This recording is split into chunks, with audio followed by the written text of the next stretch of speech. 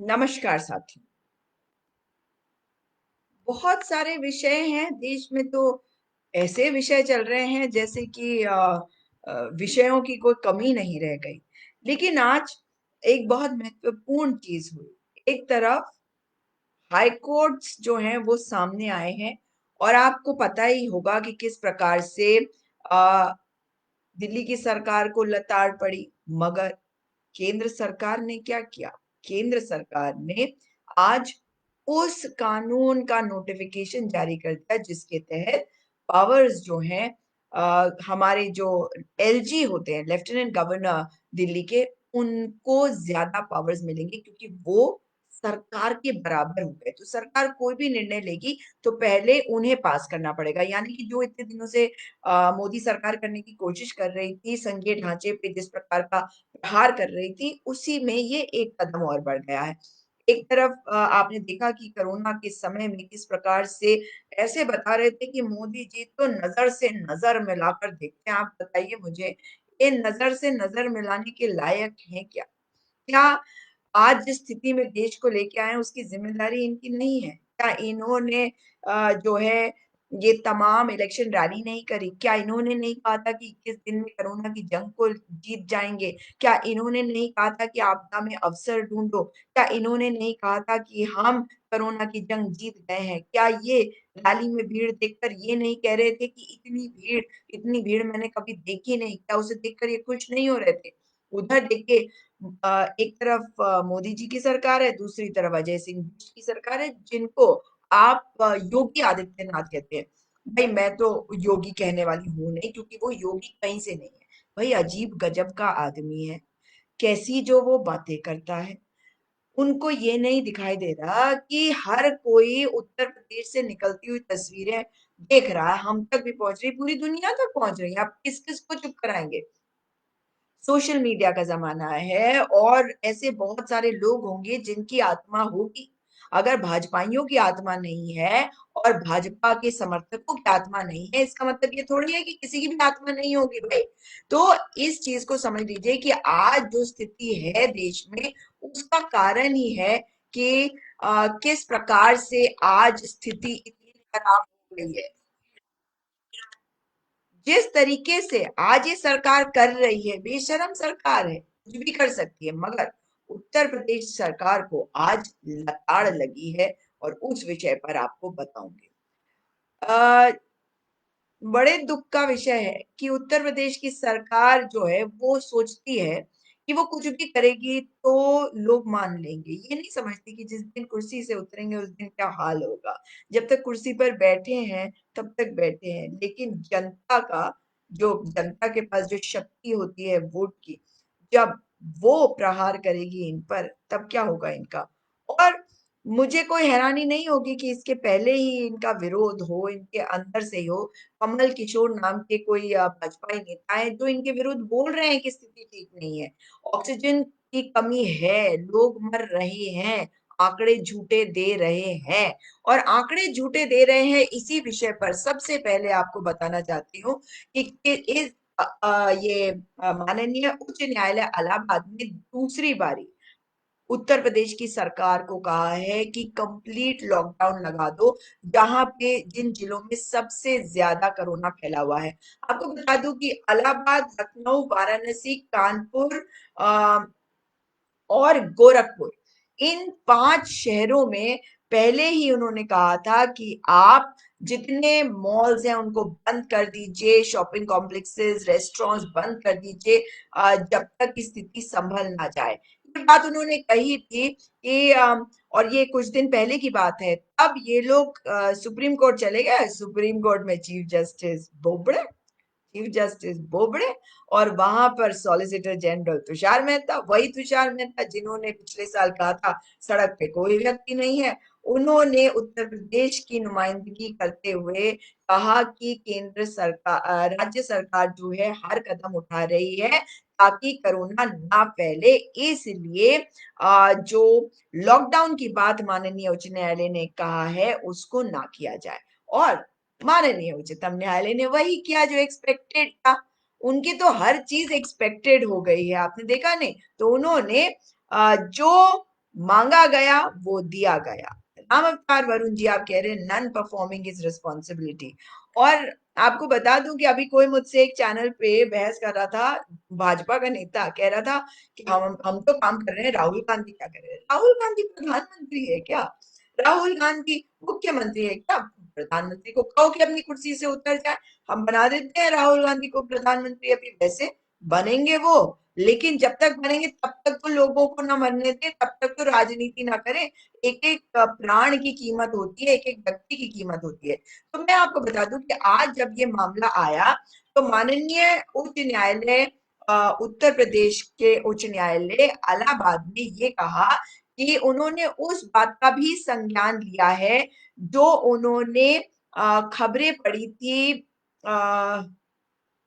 मैं आपको बता रही हूँ अमर उजाला में जो 135 शिक्षा मित्र, जो अध्यापक और इन्विजिलेटर जो इलेक्शन ड्यूटी पे थे, वो कोविड के कारण 135 लोग जो मारे गए, उस खबर का उन्होंने संज्ञान लिया है। और उन्होंने कहा है, जैसे मद्रास हाई कोर्ट का मैंने आपको बताया, उन्होंने कहा था कि अगर कोविड प्रोटोकॉल ठीक प्रकार से पालन नहीं हुआ तो 2 तारीख को हम काउंटिंग ही खारिज कर देंगे।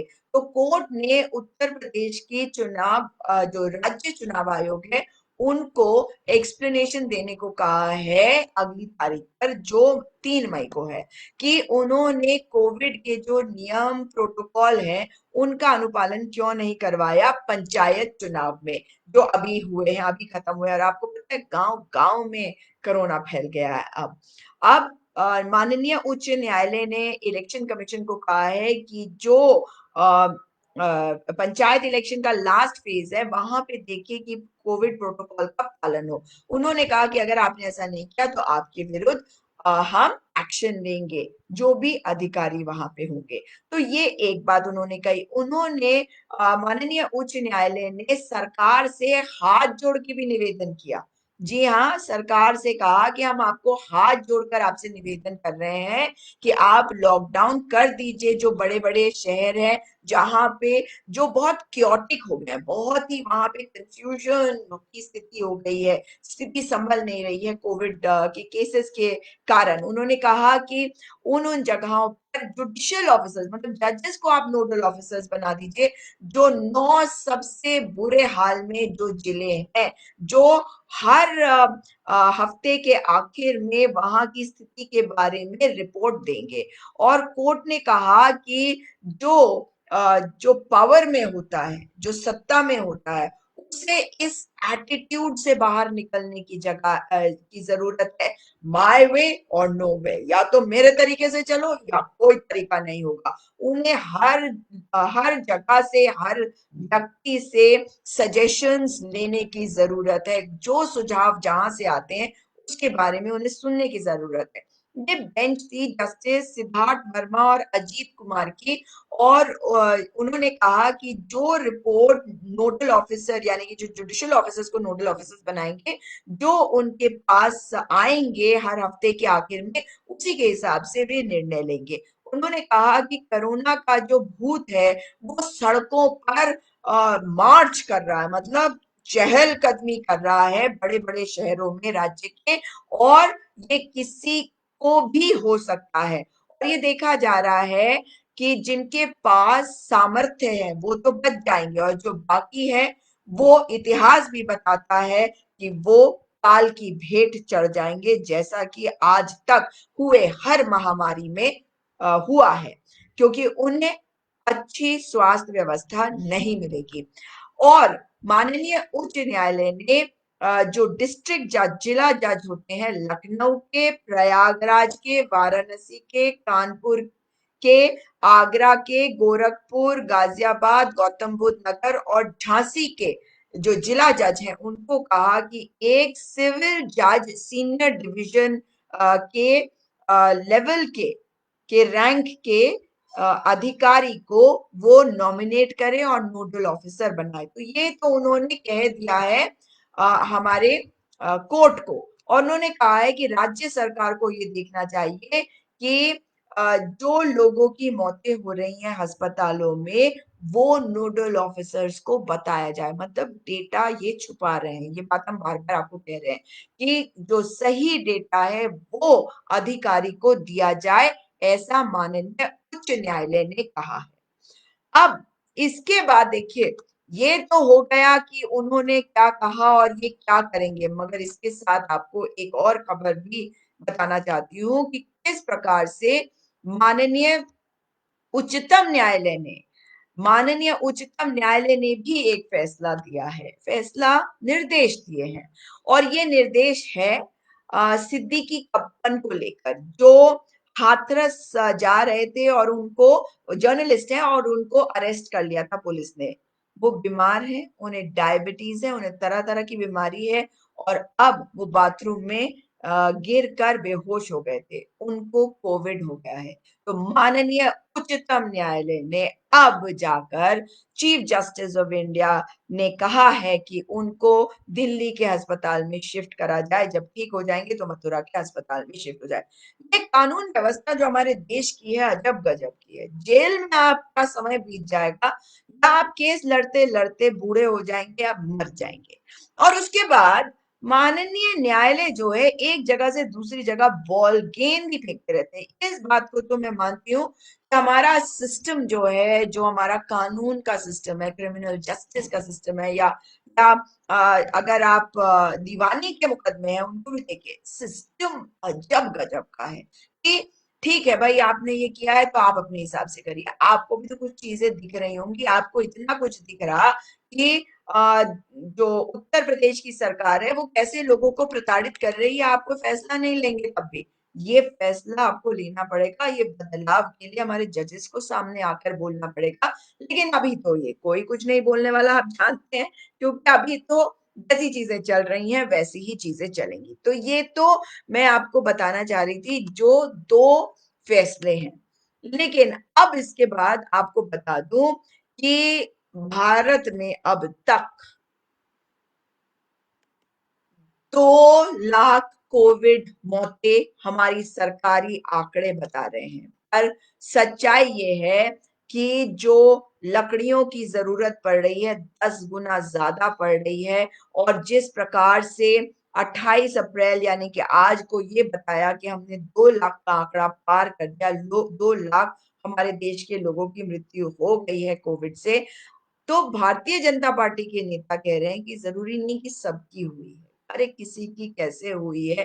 कोविड को आपने जिस तरह से फैलाया है, कुंभ करके फैलाया है, आपने इलेक्शन रैली करके फैलाया है, आपने चुनाव आयोग को रोका नहीं ऐसे करके फैलाया है, आपने लोगों के अंदर से डर खत्म करने करके फैलाया है, आपने स्थिति को खराब कर दिया है, केंद्रित करके अपने आप में सारी शक्तियां, और अब आप ये बातें कर रहे हैं। तो मैं आपको इसलिए ये बात बताना चाह रही हूँ क्योंकि बहुत लंबा लंबा वेटिंग पीरियड है दिल्ली के जो शमशान घाट है या कब्रिस्तान है, उत्तर प्रदेश में, गुजरात में, मध्य प्रदेश और कई राज्यों में, जहाँ पे जिस तरीके से लोगों की मृत्यु हो रही है, स्थिति संभल नहीं पा रही है। तो आप लोग सावधान रहिए। आप लोगों को क्या घर में भी मास्क पहनना चाहिए? ये एक सवाल है जो बहुत सारे लोगों ने मुझे मैसेज करके पूछा है कि नीति आयोग के जो मेंबर और कोविड टास्क फोर्स के जो हेड हैं, डॉक्टर वीके पॉल है शायद उनका नाम, उन्होंने 26 अप्रैल को कहा था कि हर एक को ये मास्क पहने बाहर ना जाए, और अगर आप अपने घर में हैं अपने परिवार के साथ तो भी समय आ गया है कि आप मास्क पहने।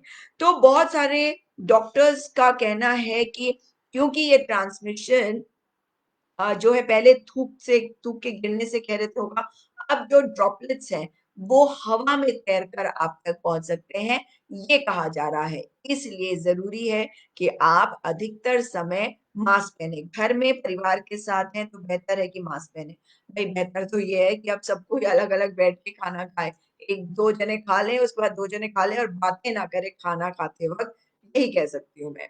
उसके अलावा भी आपको बता दूं कि जिस तरह से ये मौतों की बात हो रही है, मैं आपको ये बताना चाहती हूँ कि आज 3,60,960 केसेस आए हैं, यानी कि हर रोज अगर तीन पहले तो 3 लाख, साढ़े 3 लाख, अब 360 हो गया, धीरे-धीरे करके 4 भी होगा, 5 भी होगा। इसलिए आपको आपकी वैक्सीन मिले, तो आपका टर्न आए तो आप इमीडिएटली वैक्सिनेट करवाएँ अपने आप को। मैं आपको एक वीडियो बनाकर ये भी बताऊँगी कि किस तरह से आप रजिस्टर कर सकते हैं, कृपा करके आप वो अवश्य करिएगा। और अभी कुछ देर में एक वीडियो डालूँगी कि आपको डबल मास्किंग किस प्रकार से करनी है, उसे ज़रूर देखिएगा। इस वीडियो को अधिक से अधिक शेयर करिएगा, क्योंकि फेसबुक ने हर चीज़ पर रोक लगा रखी है, पेज पर रोक लगा रखी है। Block, block, block from doing this, block from doing this, ये मैसेजेस आते रहते हैं।